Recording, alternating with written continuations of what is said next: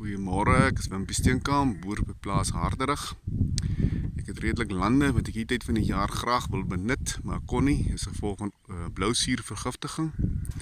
Ek het gehoor van 'n produk wat ek kan gebruik. Ek jaag die skaap op hierdie lande vir 4 ure soos hy hier lyk.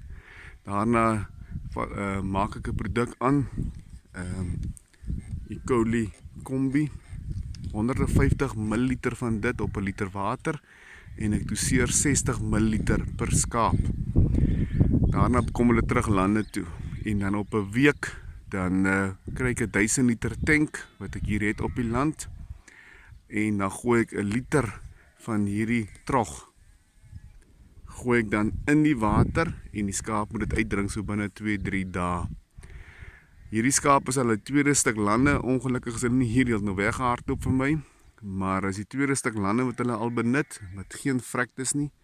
In die verlede het ek baie vrektes gehad, kon ek hierdie kos benut nie, en dit is nou baie goeie kos vir lammeroeie. Hierdie is nie 'n bemarkingsvideo nie, hierdie is net om dalk iemand ook te help, om te kyk of die produkkie vir hom ook kan help nie.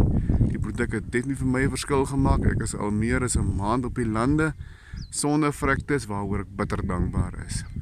Ek hoop ek help iemand. Mooi dag, lekker boer.